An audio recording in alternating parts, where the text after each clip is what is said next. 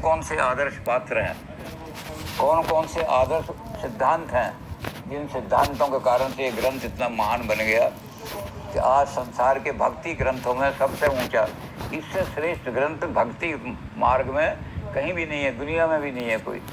और भी कहीं भक्ति मार्ग हो, जहाँ डिवोशनल मार्ग हो, वहाँ भी इतनी ऊंची भक्ति का ग्रंथ कोई नहीं मिलेगा आपको। भारत में बड़े ग्रंथ लिखे गए, लेकिन तुलसी जैसा भक्ति मार्गी ग्रंथ कोई नहीं लिखा गया। बड़े बड़े भक्त पैदा हुए, लेकिन जितना ऊंचा तुलसी का दर्जा मिल गया उतना नहीं मिला।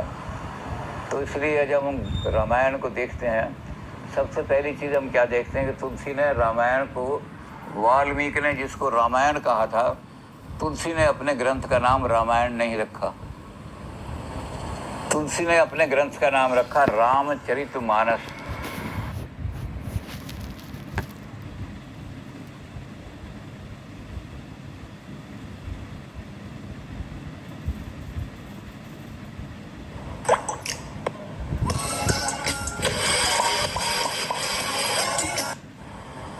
तुलसी ने अपने ग्रंथ का नाम रखा रामचरितमानस।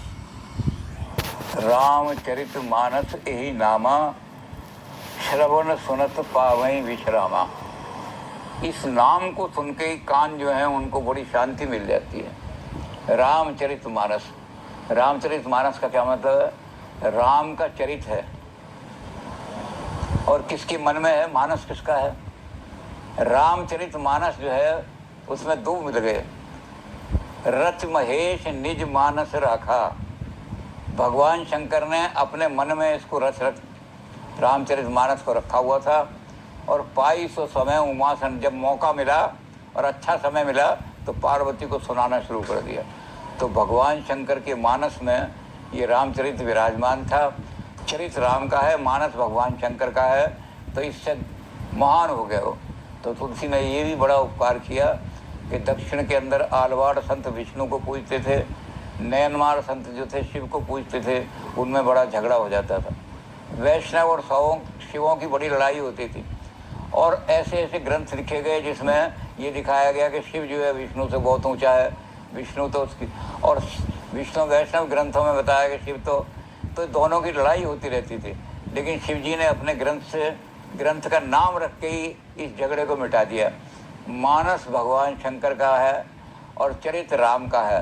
राम, शिव और राम मिलकर के एक ही हो गए हैं, कोई विवाद नहीं है। देश के अंदर समन्वयवाद में तुलसी से ऊंचा कोई नहीं है। जो झगड़े की जड़ थी उसको तुलसी ने बिल्कुल ख़त्म कर दिया। देश में एकता ला दी, सांप्रदायिक एकता बिल्कुल ला दी कि दो संप्रदाय बड़े बड़े तकड़े खड़े हो रहे हैं और आपस में लड़ रहे हैं। जब आपस में लड़ोगे तो दूसरे लोग तो तुम्हें आगे दबोच लेंगे। हमारे यहाँ पंचतंत्र में एक कहानी आती है कि वो जो था शेर, वो देखता था कि 4 बैल हैं यहाँ, बड़े तकड़े हैं, उनको मैं खाऊंगा, मेरी कई दिन की, एक एक बैल में कई कई दिन की भूख मिल जाएगी। लेकिन जब वो जाता था शेर, तो क्या करते थे कि एक तरफ से आ रहा है तो उधर मुँह करके शेर, वो जो से बैल सींग मारता था, पीछे वाले उसके आगे आ जाते थे। इधर से आता था वो सींग निकाल लेते, तकड़े तकड़े बैल थे, तो शेर को मौका ही नहीं मिलता था। तो लोमड़ी ने कहा कि शेर तो इन बैलों को नहीं खा सकता, क्योंकि इनके अंदर इतना एकता है इनकी कि तू किधर से ही जाए सब मिलकर के तुझे मार देंगे। उसने कहा मैं तो भूखा हूँ कई दिन का और हाथ जाता हूँ तो मर जाता हूँ, मुझे बता। लोमड़ी ने कहा एक काम कर, तू इन्हें आपस में लड़वा दे। तो शेर गया, उसने एक बैल की प्रशंसा करनी शुरू कर दी। भाई तू तो बड़ा निर्भय है, तू तो मेरे ऊपर आक्रमण करता है, ये दूसरे बैल तो तुझे कुछ भी नहीं समझते। जब भी मैं आता हूँ तुझे ही आगे बढ़ा देते हैं कि मरेगा तो सदा यही मरेगा, और नहीं मरेगा, शेर भाग जाएगा तो हम भी बच जाएंगे। और ये अपने चैन करते रहते हैं, ये घास खाते रहते हैं, तुझसे मुझे लड़ाते रहते हैं। तो शेर ने जाकर एक बैल से करना शुरू कर दिया। वो बैल जो था, कान में उसके जो प्रशंसा पड़ी तो बैल को उस शेर की सराग हो गया। वो दूसरे बैल थे, अगले दिन जब शेर आया तो उसने कहा भाई तुम क्यों नहीं मरते, मुझे अड़ा देते हो, क्या जाओ तुम जाओ, मैं नहीं जाता। बस वो बैल जो था अलग खड़ा हो गया। जैसे ही बैल अलग जाके खड़ा हुआ, शेर उसके ऊपर झपट पड़ा कि अब तो वो तीनों इसकी रक्षा करेंगे नहीं, वो उनको खा गया। तो शिव और वैष्णव जब आपस में लड़ेंगे तो दूसरे लोग, विदेशी और विधर्मी आकर के खा जाएंगे हमें। तो तुलसीदास जी ने नाम में ये कर दिया रामचरित मानस रच महेश निज मानस राखा। राम के चरित्र को भगवान शंकर ने अपने मन में रच के रख लिया था और पाए सो समय, जब मौका आया, ठीक आया, अच्छा समय मिला, तो उन्होंने उसको व्यक्त कर दिया, पार्वती को सुना दिया कि मेरे मन में ये राम का चरित्र है, और उस चरित्र को सारी दुनिया में फैला दिया। तो नाम में ये बात है। लेकिन दूसरी चीज़ इसमें और बढ़िया है। रामायण में होता है कि राम का आयन, राम का घर, जहाँ राम का निवास है, रामायण बना दी उन्होंने। अब निवास को तो बड़ा पवित्र रखना पड़ता है, साफ रखना पड़ता है, झाड़ू लगानी पड़ती है उस पर। कभी कभी जो आजकल तो पेंट आ गए हैं, पहले कलई कराते थे, उसमें सफाई करते थे, और कोई उसको गंदा ना कर दे, ज़रा सा गंदा पैर गंदे जूते लेकर कोई अंदर ना आए, तो इसलिए जूते बाहर निकालो, उसके बाद पैर धो, हाथ धो, और हाथ धोएगा मुंह भी धो अपना, तब जा कर के मंदिर के अंदर घुसने दिए जाएंगे। और कपड़े आपके इतने गंदे हैं कि बदबू आ रही है, तो कपड़े बदल के, या तो नंगे, तो मंदिर में होता था ऊर्ध्व वस्त्र, यानी ऊपर के वस्त्र उतारो और ऊपर के वस्त्र उतार के मंदिर में घुसो। तो बड़ी मर्यादाएँ थी, इसलिए छोटा आदमी मंदिर में नहीं घुस सकता था। फिर ये होता था कि भगवान के दरबार में जा रहे हो तो खाली हाथ नहीं जा सकते, तो वो कहते थे हमारे पास तो कुछ पैसा नहीं है, मिठाई नहीं ला सके। कहने लगे कुछ ना कुछ लेकर के आओ, पत्रम पुष्पम फलम तोयम, फल मिल जाए कहीं से फल उठा लाओ, फूल मिल जाए फूल उठाओ, लेकिन खाली हाथ नहीं जाओगे अंदर। तो बड़ी मर्यादाएं होती हैं मंदिर की।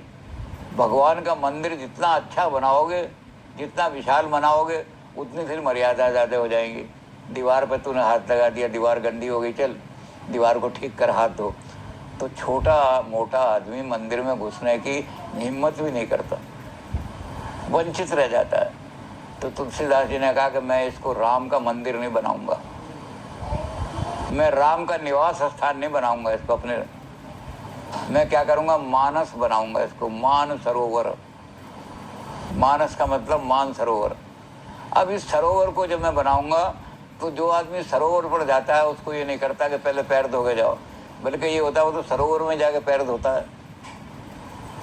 सरोवर में जाएगा तो पैर का मैल छूट जाएगा उसके, और मंदिर में होता है कि पहले मैल छुटा के मंदिर में तब आओ। तो तुलसीदास जी ने कहा कि मैं सरोवर बनाऊंगा तो कभी इधर से कोई आदमी आएगा तो उसकी कोई जात नहीं पूछेगा, गोत्र नहीं पूछेगा, वो जाके सरोवर में हाथ भी धो लेगा, पैर भी धो लेगा, अपना कुल्ला भी कर लेगा, आचमन भी कर लेगा। तो किधर से, फिर दूसरी तरफ ये मंदिर का तो द्वार है, उस द्वार से ही आपको आना पड़ेगा। वहाँ द्वारपाल खड़े हैं, वहाँ आपका गोत्र पूछेंगे, जाति पूछेंगे। सरोवर में कोई ऐसा गेट नहीं, कहीं से आ जाओ, तो किसी भी जाति का आ जाओ कहीं भी, सरोवर में कोई सरोवर में नहीं पूछता। गंगा में हाथ डालने के जाओ तो कोई भी सफाई कर्मचारी है वो भी हाथ धो ले जा करके, कोई पंडित है वो भी हाथ धो ले जा करके, कोई और दूसरी जाति का कोई भी धो ले। तो सरोवर के अंदर कोई जात पात नहीं पूछी जाती, निर्धन हो या धनी हो ये भी नहीं पूछी जाती। कोई धनी है तो गंगा जी में इसलिए जाएगा कि गंगा का जल बढ़िया से ले आऊँ घर भाग, और जो गरीब है वो इसलिए जाएगा कि मेहनत करके आया हूँ तो अपने कपड़े वहीं धो लूँगा। तो जो गंगा जी, जो आप मंदिर में कहोगे तो पहले कपड़े साफ करो तब मंदिर में जाओ, जब आप सरोवर में जाओगे तो वहाँ जाके गंदगी दूर हो जाएगी, सारे मैल आपके दूर हो जाएंगे। कोई जाति पाति का प्रश्न नहीं होगा, कोई धनी निर्धन का प्रश्न नहीं होगा। तो तुलसीदास जी ने कहा कि मैं अपने इस ग्रंथ को सरोवर बनाऊंगा, ये मान सरोवर है, इस सरोवर में कोई आ जाओ, कहीं से आ जाओ, किसी तरफ से आ जाओ, जात पात पूछे ना कोई, यहाँ कोई जात पात नहीं पूछी जाएगी।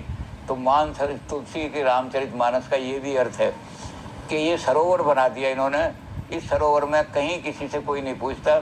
और यहाँ ये है कि पहले हाथ धो कपड़े धो तुम आ जाओ, यहाँ ये होता है कि नहीं यहाँ आ जाओ, आपका मैल सारा ये सरोवर काट देगा। तो कितना ही मैल आपके अंदर जम गया हो, बड़े से बड़े पाप कब कर लियो, पाही ना गई कई गति पतित पावन, राम भज सुन सठ मना, गणिका अजामिल व्याध गीर गजादि तर पारे। राम का नाम पवित्र करने वाला है, ये मानस है राम का नाम, ये मंदिर नहीं है, ये मानस है। इस मानस में आने से हाथ धो करके, कपड़े धो करके, पैर धो करके पवित्र हो जाता है सारा आदमी। तो इसलिए तू देख ले, प्रसन्न देख ले कि जिन्होंने राम का नाम लिया, तुलसीदास जी कह रहे हैं, कौन आदमी है जो पतित से पतित, नीच से नीच गिरा हुआ था और उसका उद्धार नहीं हुआ। तो सबसे पहले किसका नाम लिया? गणिका। गणिका जो थी वेश्या, कोठे पे बैठी हुई है, वेश्या चला रही है, खुद भी पतित है और लोगों को पतित करती है रोजाना। पता नहीं कितने लोगों का पतन कर दिया उसने। तो एक दिन क्या हुआ कि एक आदमी जो पक्षी बेचता था, यही काम करता था पक्षी बेचने का, वो उधर से निकला तो तोता बोला, तोता बड़ी मीठे स्वरों में बोला। तो वो जो वेश्या थी उसने अपने नौकरानी से कहा कि देखिए तोता बड़ा अच्छा बोल रहा है, इसने तोते वाले को यहाँ ला बुला के। वो तोते वाले को बुला के लाई, कहने लगे तुम्हारा तोता जो बोल रहा था अभी, क्या बोल रहा था? उसने कहा ये बोल रहा था मिट्ठू कहो राम राम, मिट्ठू कहो राम राम। कहने तो बड़े सुरीले रंग में बोल रहा था, इस तोते को मुझे दे जाओ। तो कहने लगा माता जी आप इस तोते को नहीं खरीद सकते। कहने क्यों नहीं खरीद सकती? मेरे पास अपार धन है, बड़े बड़े राजे महाराजे आते हैं और सोना और चांदी के जेवर चढ़ाते हैं, मैं कैसे नहीं खरीद सकती? बोल कितना पैसा लेगा? कहने लगी पैसे की बात नहीं, ये तोता आपको परेशान कर देगा, तो यह तो आप तोते को मेरे को मार दोगी और ये आप परेशान हो जाओगी। कहने क्यों? कहते इसकी बुरी आदत पड़ गई है, ये सुबह 5 बजे करना शुरू कर देता है, मिट्ठू बोलो राम राम, मिट्ठू को राम राम। कहने लगी कोई बात नहीं, करता है तो करने दे, लेकिन मुझे बहुत अच्छा लग रहा है। उसने गणिका ने वो तोता खरीद लिया, उसको पैसे दे दिए।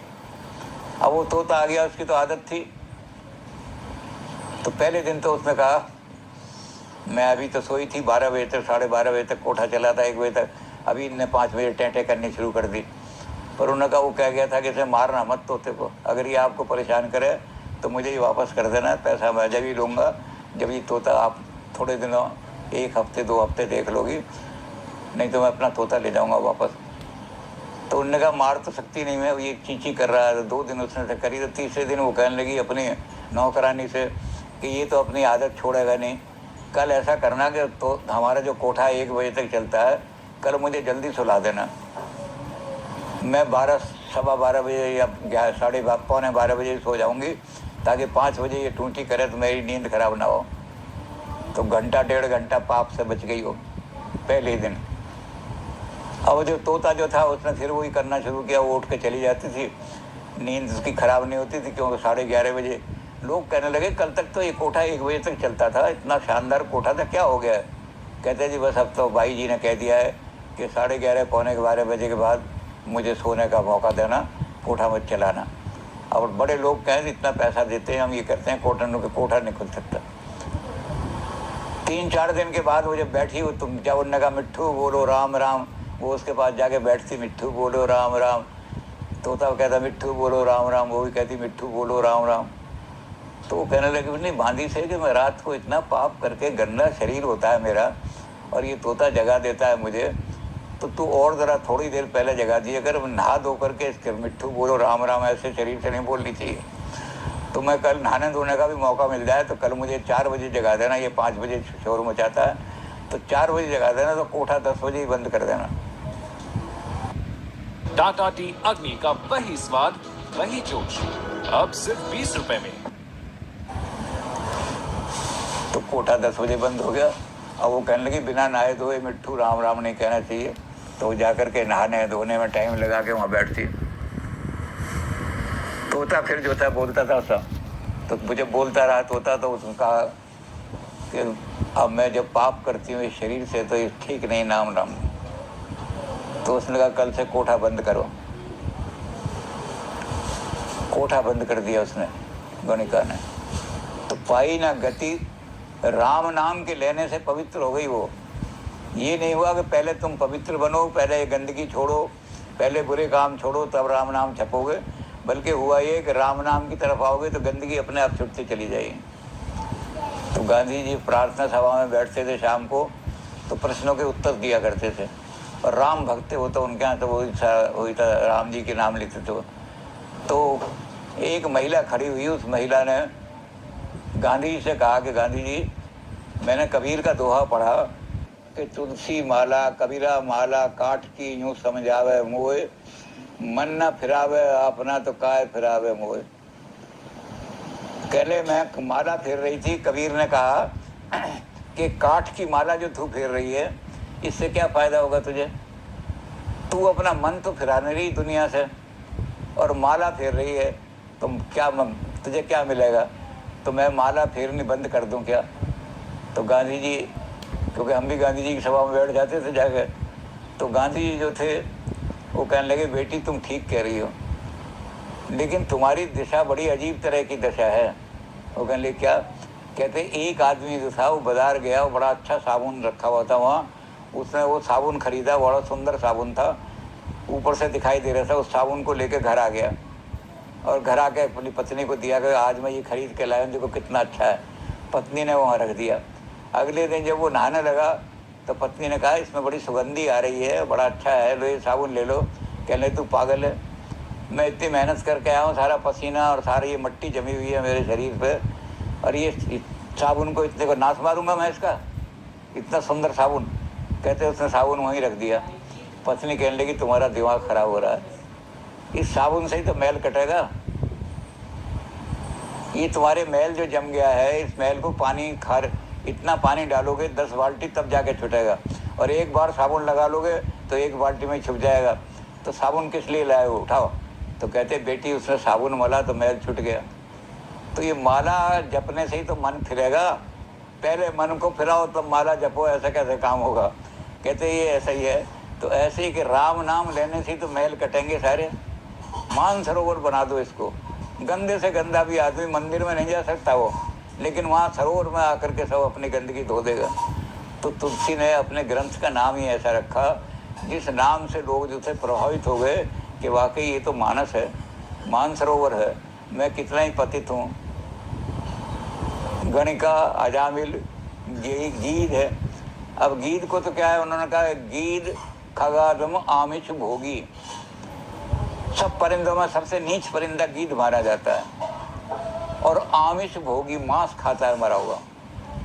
लेकिन राम की भक्ति के कारण से क्या हुआ, जब उसने राम की भक्ति की और राम के लिए अपना प्राण न्यौछावर कर दिए, धर्म के लिए प्राण न्यौछावर कर दिए। और कैसे कर दिए कि उसने गीत ने कहा कि महाराज मैं दोनों पंख से उड़ रहा था, रावण ने पहले मेरा एक पंख काटा, मैं नीचे गिरा, फिर भी मैंने एक पंख से उसके ऊपर आक्रमण किया, दूसरा पंख भी काटा, फिर भी मैंने कहा कि मेरे होते हुए दुनिया में अन्याय नहीं हो सकता, धर्म के लिए जान देने के लिए मैं खड़ा हुआ हूँ। तो राम ने कहा तुमने निष्पक्ष होकर के, पंख का मतलब होता है पक्ष, आदमी धर्म का पालन पक्ष के कारण से करते हैं। कुछ आदमी धर्म का पालन इसलिए करते हैं कि धर्म के नाम से पैसा कमा लेंगे। कितना चढ़ावा आया, उन्होंने कहा जी 2000 रुपये चढ़ावा आया, तो और प्रचार करो। तो पैसे के लिए वो धर्म का काम करते हैं। श्रद्धा धर्म में नहीं होती, उनकी श्रद्धा पैसे में होती है। यहाँ अच्छे लोग नहीं हैं, यहाँ पैसा नहीं चढ़ेगा, यहाँ नहीं हम करेंगे इकट्ठा, कहीं और करेंगे इकट्ठा। तो उनका एक पक्ष तो होता है वित्त का, धर्म की का प्रचार करने वाले पैसे के लिए प्रचार करते हैं, और दूसरा पक्ष होता है लोकेशना का, मैं धर्म का प्रचार कर रहा हूँ तो मेरे बड़े बड़े पोस्टर छपने चाहिए, ये भी कैलाश बड़े बड़े ग्रंथ छपने चाहिए। और तुम जैसे महान आदमी के जो धर्म के लिए लड़ रहा है, राम के लिए लड़ रहा है, और दोनों पक्ष त्याग दिए तुमने। तो निष्पक्ष होकर के जो राम के लिए भक्ति करता है, तुलसी ने कहा गीत को गोद उठाए दया निधि, बारिद लोचन में भरी बारी, हाथ से पंख समारत जात, जटायु की धूर जटान से झारी। भगवान ने फौरन ही उसको उठा के अपने गोद में बिठा लिया। ये नहीं पूछा तू मांस खाता है तुझे बिठाऊंगा। राम ने कहा धर्म के लिए बलिदान हो सकता है तू, और निष्पक्ष रूप में बलिदान हो सकता है। कोई पक्ष नहीं, कोई खबर छापने वाला नहीं वहाँ कि अखबार में छापेगा, कोई प्रतिष्ठा लोकेशना की बात नहीं, मुझे पैसा मिलेगा इसकी भी कोई बात नहीं। तो जो पक्ष त्याग करके निष्पक्ष होकर के और धर्म के लिए लड़ते हैं, तुलसी ने कहा कि ऐसे लोगों को राम अपनी गोद में बिठा लेते हैं। तो गीद को गोद उठाए दया निधि। अब जब गोद में लिटाया तो देखा इसके तो जख्म लगे हुए हैं, तो लक्ष्मण जी से कहने लगे लक्ष्मण इन जख्मों को धोने के लिए गरम गरम पानी डालो, नहीं तो इन पर तकलीफ होगी, ठंडा पानी डालने से दर्द होगा, कहीं से गर्म पानी लाओ। तो लक्ष्मण जी कह रहे हैं जंगल में देखता हूँ कहीं घास मिल जाएगी, लेकिन अग्नि कहाँ से लाऊंगा। तो लक्ष्मण जी सोच ही रहे थे, राम ने कहा हो लक्ष्मण ने एक बात सुन। तो क्या कहते, मेरे जो अश्रु गिर रहे हैं ना, ये मैं जख्म पे गिराऊंगा इस पर, तो ये गरम गरम पानी गिरेगा। तो और कहने लगे इसको कैसे गिराऊंगा, बारिज लोचन में कटोरी में पानी गर्म करते हैं ना, तो कहते माँ ये करती थी तेरी नेत्र कमल जैसे हैं। तो माँ मेरे नेत्रों को कमल जैसी कहती थी, कमल की पत्री कटोरी जैसी होती है। तो मैं वो गर्म जो आंसू हैं जो गिर रहे हैं उनको पहले अपने आँख के कमल के गिरूंगा और फिर वो यहाँ आंसू डालूंगा गरम गरम। तो भगवान रो रहे हैं उस आदमी के लिए जिसने बलिदान किया अपना धर्म के लिए। बारिज लोचन में भर बारी। तो गीत कहने लगे मेरे जख्मों को बड़ी शांति मिल रही है, गरम गरम पानी से मेरे कोई जख्म धो रहा है। कौन धो रहा है? राम ने कहा कोई नहीं, चिंता करो।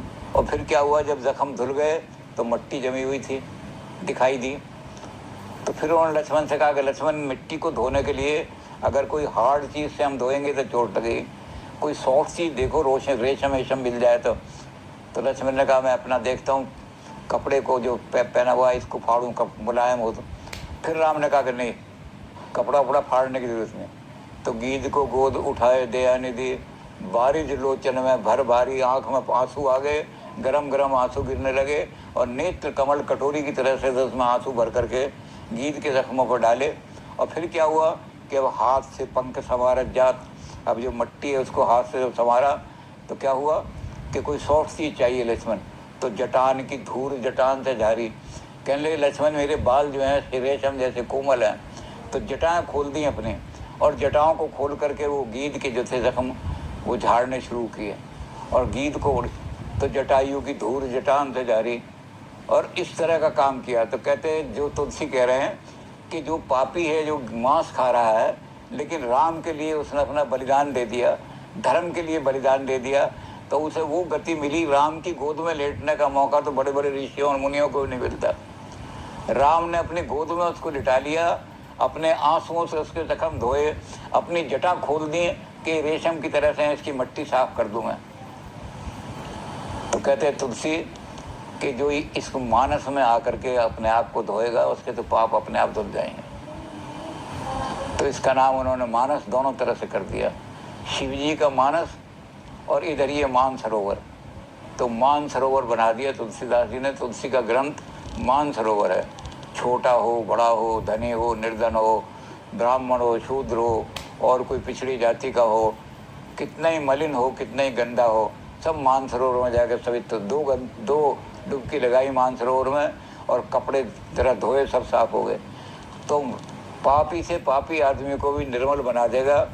आपको मंदिर में जाने से पहले सफाई करनी पड़ेगी, अपने एक एक चीज़ साफ करनी पड़ेगी, धोना पड़ेगा, पैसे लाने पड़ेंगे कहीं से, यहाँ कोई पैसे की ज़रूरत नहीं। तालाब में डुबकी लगाने जाओगे तो एक पैसे की ज़रूरत नहीं, खूब डुबकियाँ लगा के मैल सारा छुटा दो।